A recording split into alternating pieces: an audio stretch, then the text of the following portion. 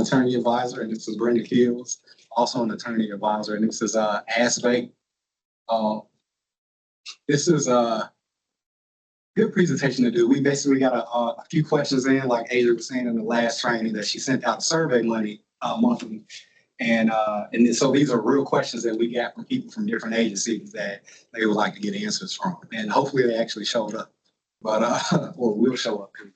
We got light on. So with that being said, we've also this year started it's called Ask BEGA, where we go to the different agencies and give ethics advice on the spot.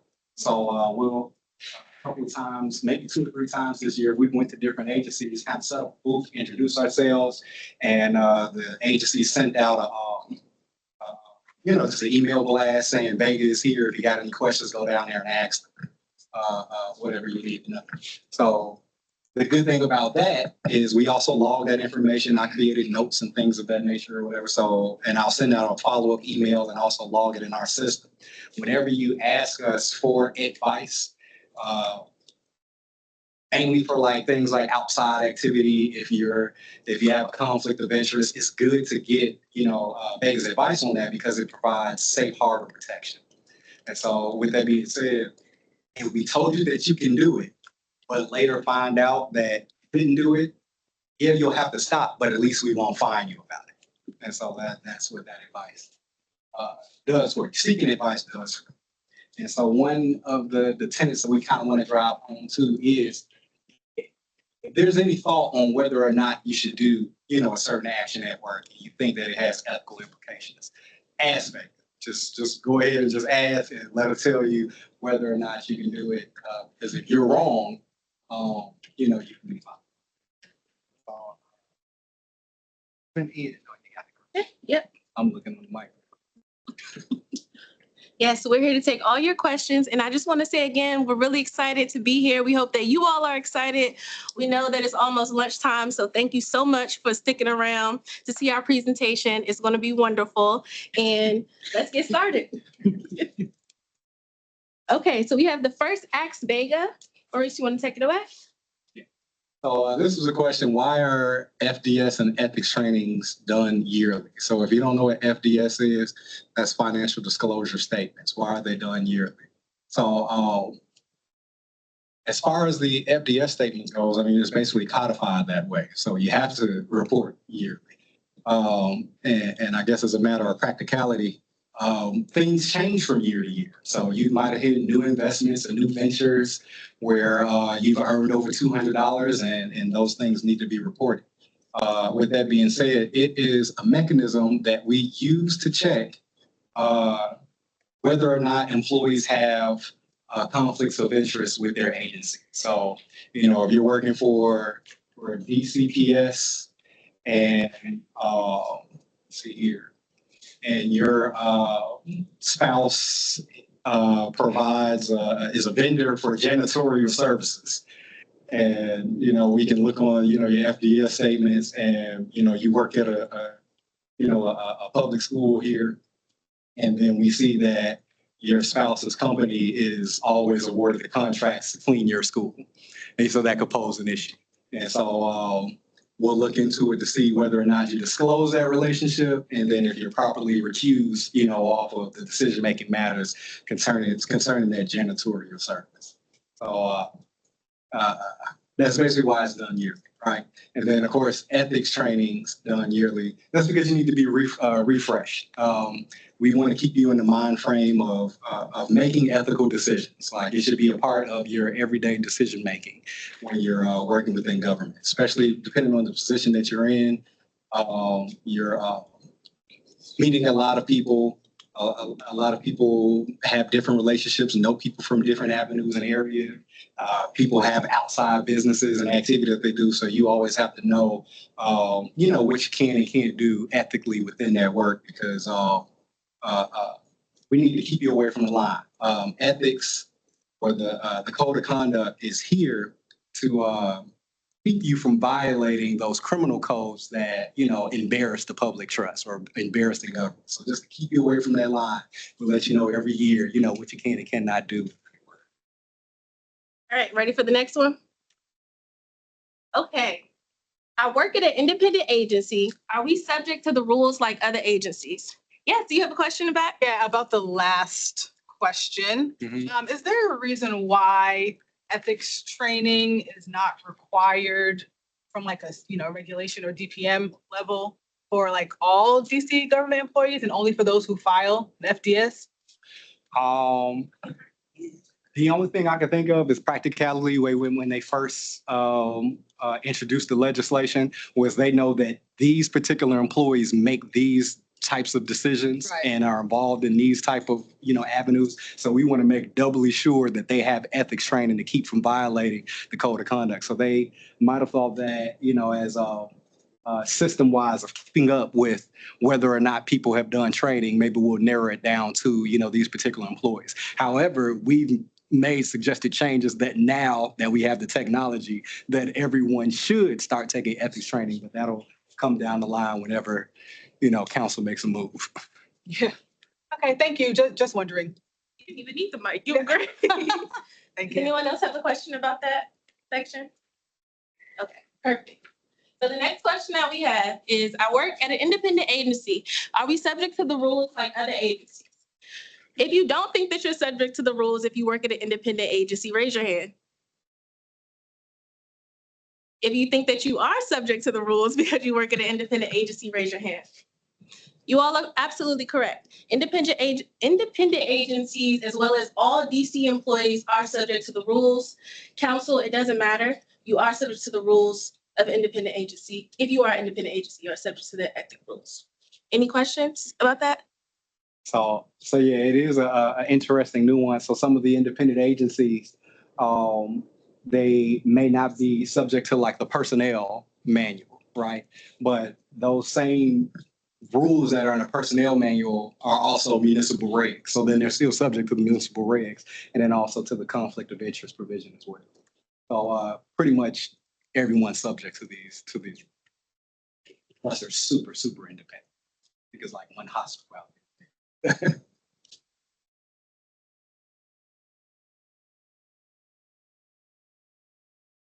So is it ethical to allow an environmental enforcement officer to write a citation against a polluter, similar to a parking speed or red light violation in DC, and allow the court to decide the verdict each time, rather than force the officer to allow multiple attempts to forgive the fine? And so this is a real question that we got, of course, and it's a little mixed in. But what I think that they're trying to get at is possibly impartiality. They're saying, is it ethical? It seems like that is a policy that office has. And I believe that it might be a good one because then it cuts down on partiality. So you have an enforcement officer that works with a company that pollutes, right? And so with that being said, if they're often forgiving them or, on the fly saying, okay, pay this fine, don't pay this one, and there's no necessarily a policy around that, there could be, issues of impartiality, especially if another polluter is always having to pay their fine, and then this one, their fines get waived.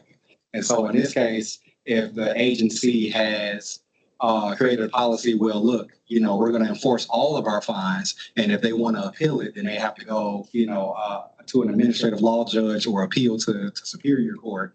Then at least you put the decision in somebody else's hand. No one can come back and say, hey, you're treating me unfairly. This is an entirely different agency that reviewed this fine and they decided to, waive it or enforce it. Okay, next question. What should we do about higher level staff who live outside of DC? As a lower level staff member, I noticed that 2 high level staff members live outside DC, even though their job requires them to live in the city. I don't have physical evidence, but it's just things that I picked up. So the answer to this is that you should report it to us. We are your best friends when it comes to things like this. If you have an inkling that these things might be going on, report it to us and we'll do an investigation along with DCHR in which we'll figure out if they had any hardship waivers or what exactly their position requires as far as residency is required. report it to us. We'll figure out the rest. And would you like to add anything else to it, Maurice? And so, you know, if you look through our, chapter 18 of the personnel regs, we might not see, you know, a rule that quite touches on this. But with that being said, we do have a provision where there's other laws or regulations. So that's sort of like a mayor's order, where, you know, certain positions that make a certain amount, you know, have to be DC residents. So then with that being said, people, you know, might not actually be DC residents, but they still took that position. Right. So that there's still some ethical implications there. And so, yes, if that happens within your agency, go ahead and report it to us. That's something that we would investigate to see, you know, whether or not, you know, there was a violation. Any questions? I think I saw a hand. No? Okay. We also have that salary requirement. Individual was already making maybe 120, 130, got promoted, but didn't get promoted, but worked their way up just through the normal steps and got over that $150,000 threshold. So it kind of wasn't a violation at that point because they were kind of grandfathered in and not taking on a new position where that position starting at that new position was over 150, required that residence, had that residence. Just one situation like that. That's why it's important to report it to us because everyone's situation is different. The terms of their contract is different. And we want to make sure that we're doing the proper investigation to get down to what exactly the violation is, if there is one that exists. And then here's an interesting question. So it's, can an employee adopt or foster a child if they're employed by a child placing agency that manage the child's case? What do you all think? Yes, they can. Yeah, I hope so. That would suck. You know, like, I can't adopt a baby just because. So you can't have kids. But what they're trying to get at is, you know, it's a conflict of interest. Now, I do believe that you would have to recuse from approving the child that's placed in your home if it comes on, you know, your desk, because then that, you know, that's kind of unfair. You get to choose the baby that you want over everyone else because you're kind of over that process, right? Like, yeah, I'm getting this child. Let me sign off on this, approve this right away. So with that being said, yes, you can adopt a child even if you work for the child placement agency. But if it is your adoption application and you're one of the people that approve those applications, then of course you recuse from your own, you know, application. Somebody else just has to make the decision for you. What about access to their records? So yeah, You have to once. find something to say that. Yeah, so when you recuse from, you know, everything. So, you know, and that would be interesting in this case. Like, so it's like you want to adopt a child, like you came across a child, like while you're working in the agency. So once when you had that thought that, you know, you want to adopt this child, then you cannot, you know, review stuff that other people wouldn't have access to, you know, regarding that child. You would have to recuse entirely, you know, from this child's case. Like, you know, not access personal records of this child to, like, you know, have, you know, say you need to get interviewed and they want to know, you know, if you're familiar with, you know, this child may have different disabilities or whatever. You can't access information and then, you know, use it to further, you know, your benefit and, like, you know, that cause. So just when you're recused from the whole thing. Don't access the child's information. Don't review the applications. Don't score them. And just have somebody else make that decision regarding that child. I would like to volunteer to work at the election polls on November 5th. Do I need to take leave to work an 8-hour shift? The shift starts at 1:30. The answer is yes, you would need to take leave. So because this is considered some sort of political activity, according to our rules, well, Local Hatch Act, excuse me, not political activity, under the Local Hatch Act, you would need to make sure that you're not mixing those things. So you would need to take leave from 1:30 until your shift ends. So if it ended at like 5, you could take leave from 1:30 to 5, and then you can go and work the polls until 8. We also want you all to remember not to wear your office paraphernalia, so I wouldn't go work the polls in my BEGA t-shirt or my sweatshirt. That's really nice. I would just make sure that I had on regular clothes that represent me and not mix those two things, as well as not a reminder to not mix government resources with your political ideas and activities. Would you like to add, Maurice? Yeah, 'cause I know what a lot of administrative agencies, or I guess DCY, they'll allow you administrative leave to go vote, come back. With that being said, this is different from voting and coming back. This is actually working polls. And so if that occurs during your shift, just make sure that you take the appropriate leave, annual leave, and then go work the polls. It's considered an outside activity. Now, if somebody were to say, I'm going to also vote and work, well, they can still get that 2 hours of administrative leave. I just want to be sure. Now, I think once they say that they're going to work the polls, then that's just it. They don't get the administrative leave. They just got to take annual leave to go work the polls. So even if they go, like, before they would start working, they don't get that 2 weeks? Because they're not coming back, is what you're saying. Maybe so. If it's completely separate, like, they get some annual leave to go vote. And it takes them 2 hours, not annual leave, administrative leave to go vote. And it takes them 2 hours to stand in line or whatever and go vote. Administrative leave for that, I believe that part is probably, fine. But, and then they're off duty, then they take annual leave and then go volunteer at the polls. Now, if this is a situation where because they were already volunteering at the poll and they didn't need to stand in line or wait, or just went up in there and started working like I vote in, I think they should be on annual leave that whole time. I think a good thing to remember is just work. So whenever you're doing your DC job and you're on your tour of duty, you don't want to start working anything else when you do that. So when another work comes up, you want to make sure you're taking the appropriate leave to do what you need to do, which is outside of exercising your right to vote. So work, polls, no. Vote, yes. Any other questions? Are your personal cell phones covered under FOIA for requests regarding your job? And it's an interesting one. This is actually some practical advice that I give in our general ethics training. I really tailor it toward misuse of government property, but there's also some FOIA issues that could arise as well. And so basically when it comes to FOIA, your communications regarding your government work could be subject to a FOIA request. So if you make those phone calls or those emails using your personal email or your personal phone number, then those particular records are subject to FOIA. I don't think they can take your whole phone. Like they don't need the conversations between you and your mom, but the conversations between you and the vendor or contractor that they're looking for or something like that, that does work with your agency, they can get that from your personal phone. Likewise,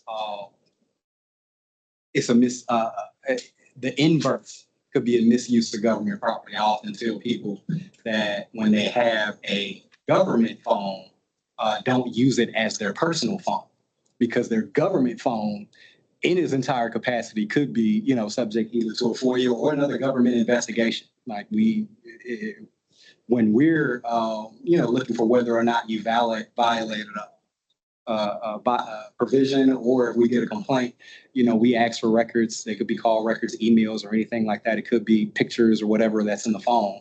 And you don't want all of your personal information on that government phone.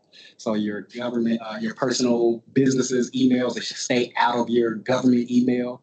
That's both the misuse of government property, and then also if it happens during government time and you're using your government email, that's doubly bad. It's also a misuse of government property regarding the time. So just keep those things separate. Like your personal conversations or your personal phone, keep them on your personal devices, and then your government related stuff on your government device. I just also wanted to add to what Maurice was saying and say that there is a mayor's order regarding this that says that you should use your district government email for district government business. And I think it's partially for this reason that when you kind of start mixing your personal devices and your district government business, you subjected to FOIA, there are other legal implications, and you just wouldn't want the government, in your personal phone or in your personal business or something like that. So there is a mayor, I can't remember the mayor's order number, but I want to say it's from 2006. might be older, younger than that. I'm not sure. But there is a mayor's order that says that you should just essentially saying keep the government stuff on your government accounts. Let's keep them separate. I know it might be tempting because our phones run out of storage. Do not pick up your government phone to take pictures. Just keep it separate, pay for the storage. You don't want to run into those problems. And if you have questions, email us. That was a terrible thing that happened too. You remember that one too? Yeah. Guy at work, and he had a problem. This was recently. Really? Yeah, he was at work and he took pictures. Put it on the website. You gotta tell the people we all looking at you. Sex with one of the employees, and he put it on film. And something happened with his phone, and he turned it over to IT. And IT saw these films that was happening in the workplace. Did everybody hear that? That was my case. and I'm still Basically, trying to- there was a case where an employee of DC government decided that he did not want to pay for the extra storage on his phone. Insert that fact myself, but he used his government phone to take photos and videos. And when the government phone started to act up, he sent it to IT, and IT was able to see all the photos and some inappropriate photos that he had, as well as the other ones. A lot of inappropriate, I stand corrected, a lot of inappropriate photos. And of course, that caused the violation and it wasn't a good look for him. So what are we gonna do? Get that storage. Yeah, just keep it separate, right? Yes, keep the storage, keep it separate. And perfectly fine if it was on his personal phone. Ethics wise, as far as what we are doing, maybe morally wise outside of this, there might be some implications. But Yes. Okay, this is a good question. This is juicy. All right. I don't think that my agency takes ethics seriously. The only time that any action takes place is if there's a chance it ends up on the news. Instead, the people who report issues are treated as snitches. How can BEGA ensure that agency leadership takes things seriously? So this is a good question. And the reason why it's a good question, because as it was mentioned earlier before, is that when you report a violation to your agency head, maybe that's your director or anyone, known violations have to be reported. If you know about an ethical violations, you have a duty to report it as well as your supervisor. And if they don't do so, they can also be subject to consequences in violation of this act. I have a scenario that should happen. Can you all hear her? Can everybody hear me? So it was a supervisor was allegedly dating her subordinate.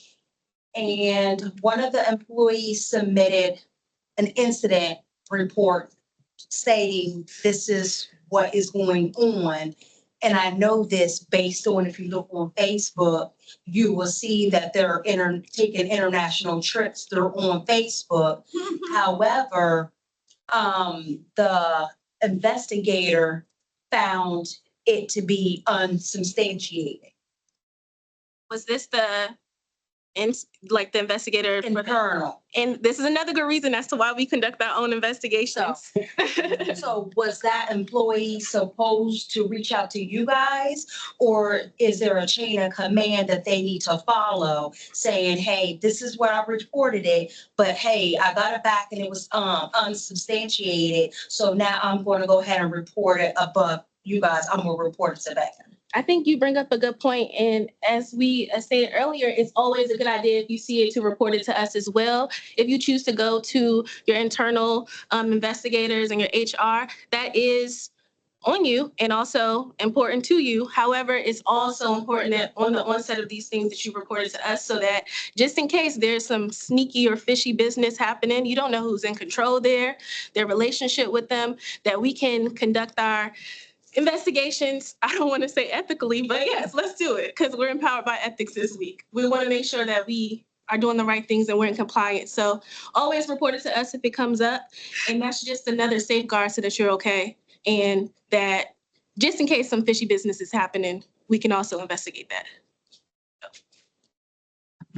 I just wanted to add really quickly that the requirement to report potential ethics violations applies to each individual district government employee. So short of it is, there is no chain of command, right? And if you have your superiors telling you don't report to BEGA, that's problematic. You gotta report that along with the underlying thing you was gonna report as well. Because we need to know about that. You're supposed to report directly to us. You don't have to clear with anybody. And so, yeah, if there's somebody trying to stop you from doing that, we need to know. And it's also good because I've been with the agency, the government for 6 years. I came from Houston, Texas. So I didn't even know anything about BEGA until I started working in my current position about 3 years ago.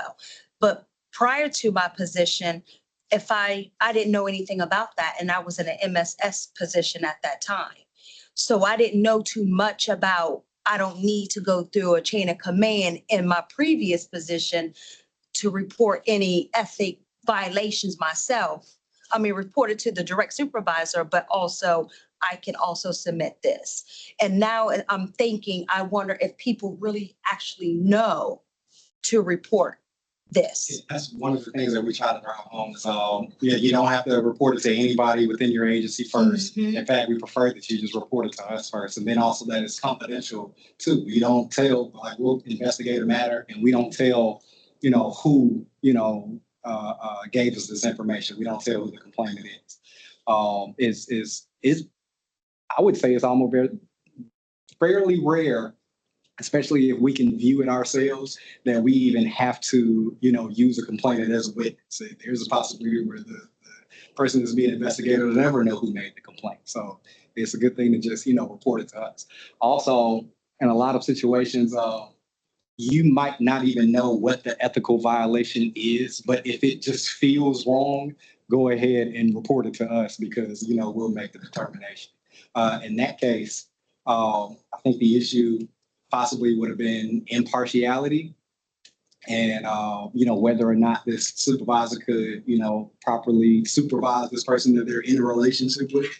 And then that would be weird. That's kind of hard to prove because, let's say when it comes to performance reviews, this person is exceeding performance, right? Because they're putting in overtime. Is I don't think the relationship would go well, and the ethics work. So, and then we also got other provisions, other laws that should protect against that. So a violation of our sexual harassment, regulations that are newly in place would also be a violation of the ethics provisions. Any other questions on this? Yes? Yeah, do you remind me what protections there then are for the complainant? And so if the complainant feels like they are being retaliated against because, they are sharing this information with BEGA and somebody finds out, however, then do they just report that to BEGA and then you guys would investigate that and see if yes, that is true? Okay. Yeah, if you're being retaliated after you file the complaint, we do enforce retaliation. Like retaliation is a violation of the ethics rules. So we can fine the person for retaliating against you. Like if they, just randomly changed your shift, to some undesirable shift and didn't necessarily have, any type of reason other than, the ethics complaint that was filed against them, they could get fined for taking that action. Right. And then the opposite of that, if you all, I don't know if this happens or how often it happens, but if you all see that perhaps there is a complainant that is constantly, bringing up issues or notifying you all of what they see as issues for maybe a group of co-workers or maybe one co-worker, and that you guys have seen that they're unsubstantiated every time, is there something that you all do or y'all just have to investigate every single time?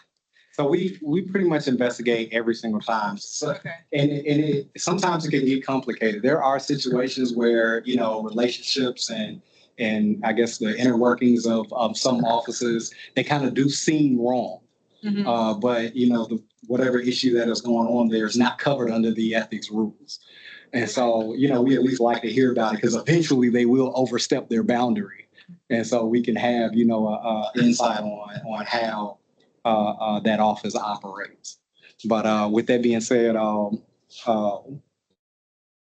Yeah, we still want you to just, if it feels wrong, go ahead and report it. We'll make the determination if there's a violation or not, but, you know, we like to keep note of it. Could you give an example of like what you were, you said like it might seem wrong, but it's not just something. Yeah, let me see if I can think of that. Personnel stuff. We don't do personnel stuff.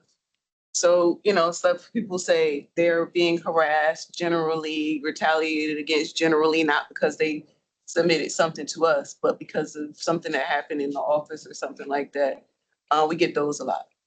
Yeah, personnel, I think, I don't know, you might have another thought, but personnel, we get that one a lot. And then a lot of times, I think I mentioned it may have been mentioned in the investigation one, like when a supervisor or something knows somebody outside of work or just generally smiles at them more than somebody else or something like that. We get those a lot. And it takes a lot for us to like substantiate that preferential treatment has occurred. But people don't like that. People don't like when they, I guess, supervisors give subordinates an extra smile or do anything. Like that's a thing for them. We see those a lot and we end up oftentimes letting them go because we can't find that any preferential treatment has occurred. Might have thought Sorry, something can I else go while I was yapping. Sorry. Wait, sorry, Adrian, can I go back to what you said about the personnel? So you guys do not, personnel complaints are not under your authority. Is that what you just said? Correct. Oh, okay, got it. Now, if they DPHR or take a internal HR. personnel action that was adverse to an employee who filed an ethics complaint, then that's when Right, we'll right, investigate that personnel action. But just, you know, roundabout, just personnel issues that don't fall under the code of conduct, you know, we stay out of those. And yeah, sometimes, you know, the relationships between those people, you know, just to be frank, just looking at it like, oh, this is toxic. They are treating you unfairly, but it's not based off any of these rules. So, you know, we stay out of it. But then also there's, you know, just situations where agencies by nature of their work have to partner with a lot of, you know, outside organizations to get their work done. And sometimes, you know, they just seem too friendly. And so there may be, you know, no actual, you know, ethics violations there, but, you know, it just looks funny sometimes, you know, so, you know, we'll, you know, keep an eye on it, but, you know, there's unsubstantiated, you know, the violation may be unsubstantiated or the proposal. So your hand up. Do you still have a question? No, I was just gonna make a comment, because I see that, and it's like the old school, we used to call it people too familiar, you know, raises up your antennas when people are too familiar. Like in my office, we had a new employee who was able to use the supervisors to get the key from the administrative assistant and use her refrigerator where we have a community refrigerator. And so that's what old folks call, he was familiar. Well, if it looks too familiar, just report it and we'll check it out. I wouldn't report that. All right, so can a DC board with a quorum attend an agency meeting within the purview of their advisory responsibilities without holding a formal meeting if they ask no questions and were just observers? And the second part of the question is, can they do so if there was no quorum? And so that's interesting too, question for two parts. So it's asked BEGA, but maybe it should have been asked Office of Government Ethics. This is our Office of Open Government question, but I knew the answer to this, so I'm proud of myself. So with that being said, a DC board with a quorum, if you're unfamiliar with that terminology, that means the majority of the board members are present and that they could make, you know, an official decision if they voted to do so. And so with that being said, if they attend an agency meeting within the purview of their advisory responsibility. So an agency meeting, they mean that it's a private meeting. If you're familiar with the Open Government Act, those meetings are supposed to be public, posted where the public has notice and then they can attend, right? But this one is just an agency meeting. And now the board is there observing. So with that being said, if they are not going to make any official decisions, like they're just there to observe and not kind of weigh in and, have a decision be made, they can do that. That's fine. And then they wouldn't be violating the Open Meetings Act because there's no official decision that's coming from them. Now, the second part, could they do so if there was no quorum? Well, they could do so, yes, as long as they don't make a decision, first part. Second part, could they do so if there was no quorum? Well, if there's no quorum, then there's no meeting. So if it's just one or two of the board members and it's 6 of them or something like that, those 2 can show up and weigh in and talk and, do whatever because there's no quorum. Well, does anyone have any questions on this? If not, this concludes the pre-submitted portion of our presentation. Does anybody have any Ask BEGA questions that are heavy on their mind that they want to ask now? Yes? I'll ask, because this came up, so like, I think when you were speaking about the whistleblower, so like, obviously there's a safe, I'll call it safe harbor, I'll use that phrase, for a person who files a complaint, but since it is a confidential thing, I mean, obviously, I'm just thinking like at my agency, like if somebody filed something, right, and like the person may not know who it is, like, but if there is, because I know you all said you don't handle personnel, but like if there was a personnel issue or some other performance issue or something like that, like, should a supervisor like say, BEGA, I don't know who filed this, like, just wanted to let you, I mean, should it, or should people just kind of operate as normal? I would think it would be the latter, but I just wanted to check. Yeah, we hope that we operate as normal, right? Yeah. But so that does come up. So sometimes we've had ethics complaints, filed, but it was confident. Well, we've kept it confidential. Now, with that being said, sometimes based off the information that's given, the person who's the subject of the complaint knows who filed the complaint. With that being said, that's also evidence that they actually did the violation because they know who saw it. but with that being said, sometimes they don't know. All right. And, they may think that it was somebody else who did it and then start targeting that person. What would we do in that situation? Is that still a retaliation? Director Cooks-Maxey, did you hear the question? So in a situation where somebody's filed an ethics complaint and the supervisor thinks that somebody else filed the complaint and starts to retaliate against them. That would be a tough one for us to prove, especially since the retaliation happened to the other employee who didn't, but we would still investigate it and take some action on it if we found evidence. If we were able to prove that this person is retaliating against the other employee because of their belief, it still violates. Yes, ma'am. Yes, I have a question about taking a training. Like if you have a licensure and you need to maintain it, but the training is offered by an agency that would compensate you for like an agency you work with outside. They would give you the training for free, but it's for it benefits your agency for you to attend the training. Like if you have a part-time job and the part-time job requires you to take training. And so the training is offered during the daytime. So either the appropriate thing to do would be to take leave if they're going to compensate you for doing that training. But if you don't get compensation, then you can take it during your DC government work time. Well, So does the training benefit your DC government work? Yes, because it has to do with maintaining the licensure. So, and then the license that you use is you use it both in your DC government and in your outside activity? Yeah. I submitted my question, but it wasn't. Right. I think in that case, so long as your agency head approves, like your supervisor approves for you to take the training during your government time, then it's okay, but you have to get that approval. And then because it's a licensed training that you need for your DC government work, yeah, if you get that agency approval, I think that it's fine. On the flip side, if the private person that you're working for is paying for the training, I believe that that's fine as well because they're not paying for the training because you're a DC government employee. They are paying for the training because you're working for them. What do you think about that? I better rephrase what I said. 'Cause I know I jumped it up. So, let's put it on, so you got the train, you got to train what you need for your license. Get the answer. No, I mean, I understand. Say if you a social worker, for example, and you have a licensure, and you work for the DC government, you have the license for your job at the agency, but then you have outside employment, and they require you to take training, and they will compensate you for taking the training.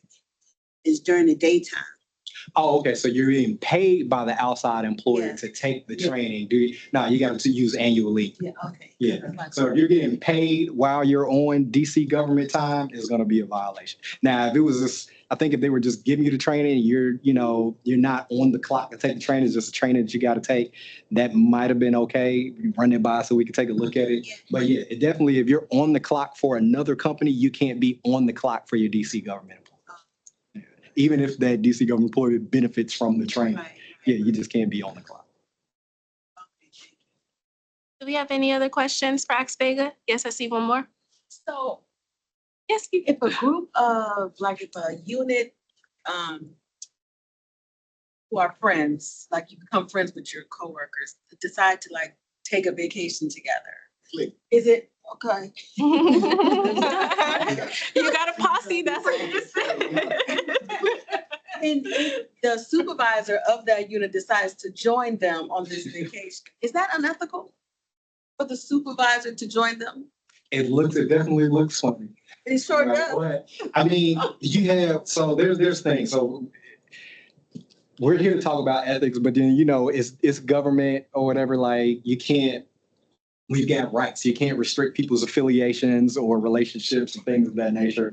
And so, like, if you're affiliated outside of work, sometimes it's fine. But with that being said, you have to be doubly sure that you're not acting impartially. So, when it comes time to give performance reviews, the people who you're on vacation with can't be all exceeding expectations and then everybody else is doing nominal. Like, that doesn't look right. You have to, it has to be some meat there, less subjective, and you're actually measuring things. And if we can see that you can fairly grade your friend, then there's no, issue of impartiality. But it is weird. Now, I've been a supervisor at one point in time, and this isn't virtual or whatever, so it's just 6 people in the room. But it was a person, it's recorded. Sorry to say no name. But I've been a supervisor, and it was a person who I had to supervise. I just felt was like a bad person, or whatever. like he was just, just a bad person. Like that. That's how cool his work was.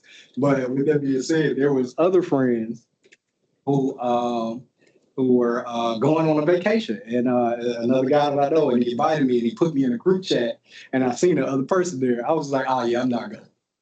And he was like, this is, outside of work, this ain't nothing to do with that. And I was like, well, first off, just because it's work, it's still, it looks bad. But then secondly, this person is just such a bad worker. I just can't be outside of work in a friendly nature with them. Like, that'll just look, funny. So I'll decline stuff like that. Yeah. That's just, a little personal thing. But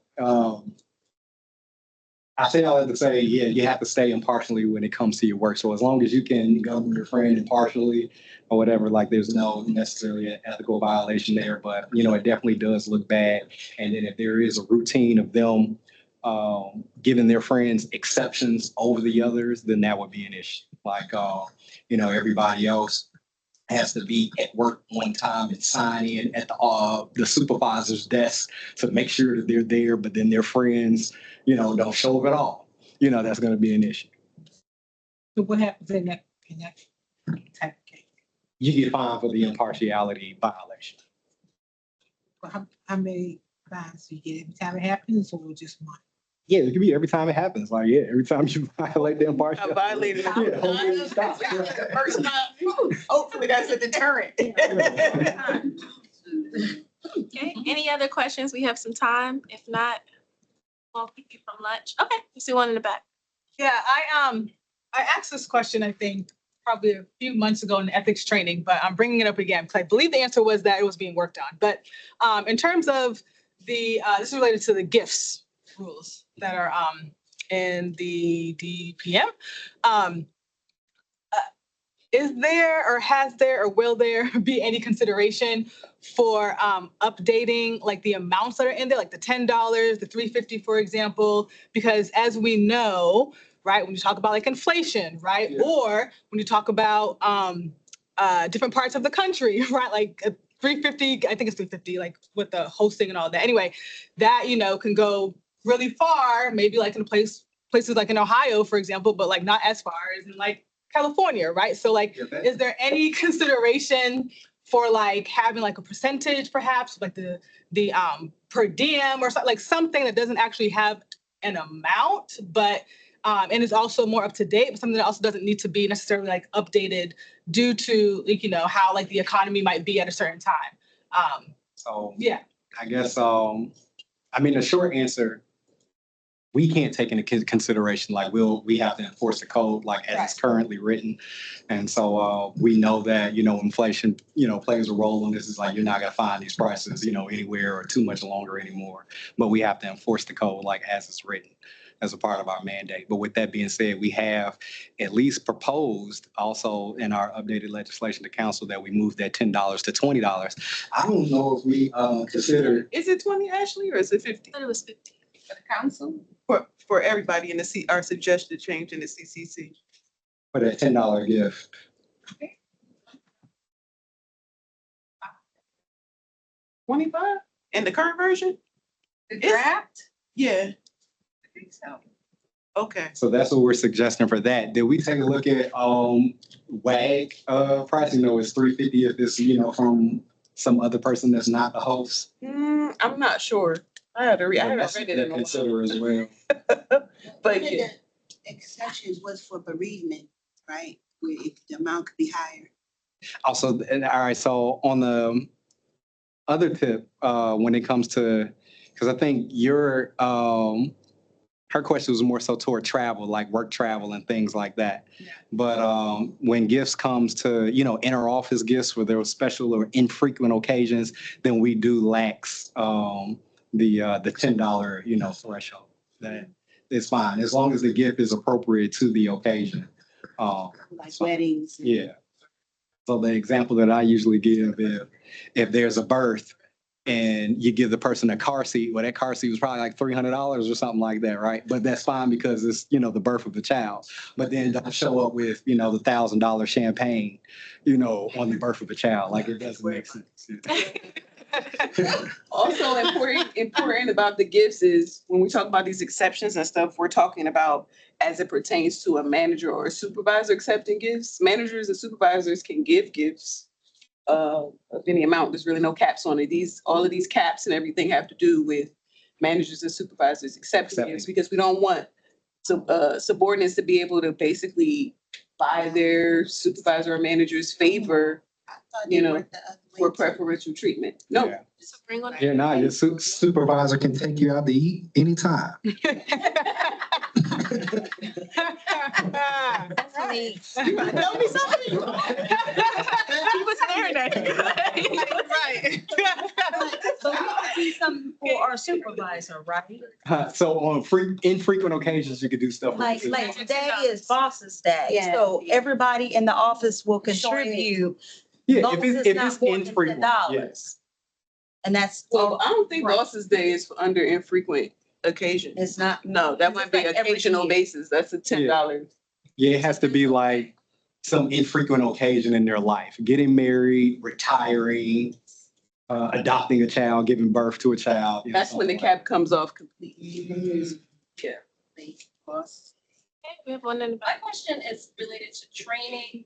So I know like during training, they're able to provide food, but it's kind of like the appropriations rules, and making sure, like, for instance, if you have a team meeting, you can provide lunch because that's not considered like appropriations, but maybe like frequently providing like water, because I know that comes up a lot. My understanding is The supervisor Yeah, so providing it or paying for it with district government funds.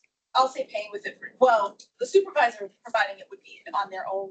But like, let's say if like the agent, I know like when the agency sometimes, agencies have events, sometimes there's like, oh, can the district pay for the lunch for this, you know, and I think for training, that's fine, but like, are there any like restrictions with like, if it was like a gathering, like, does it have to only, I just want to make sure. I understand. Pretty sure it's only training, because we tried to do a team building, they told us no, because I said we should put the word training in there. That would have helped. But yeah, I'm pretty sure it's just training. There might be, I mean, you know, I'm not super well versed on the procurement stuff, but there might be some other exceptions where you can get like some sort of waiver or something. But I know training is the main one, a general like gathering, AKA party, really, I don't think was it. I think I saw one more hand back there. Do you still have a question? Me? Yes. Yeah, I just want to clarify the whole, the process and of like updating. So currently Vega or OGE has sent like an update of the regs, like proposed updates to the council. What it is it's a piece of legislation that we wrote, so. Oh, got it. We So it's going through that had the process. mandate to write and update the district's ethics rules. As it stands now, the ethics rules are like a hodgepodge of different acts Okay. and, you know, codes and things like that. So what the CCC is all of those rules that are under our authority and one piece of legislation. And it's draft now, and I think at their next session, they'll be proposed. But we do need the council to and make it the law. Got it. So, And what does the CCC stand for? Comprehensive Code of Conduct. Great. Okay. So it's on that. So it's just going through the process and is hope to be heard soon is what you said?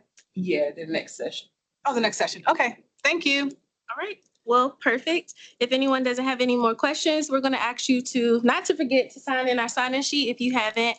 And if you have any questions that might come up, just feel free to email us. And I think that's it.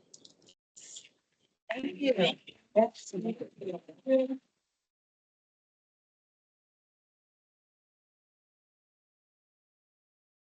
Thanks, everybody. Don't forget us at 3 p.m. That's virtual.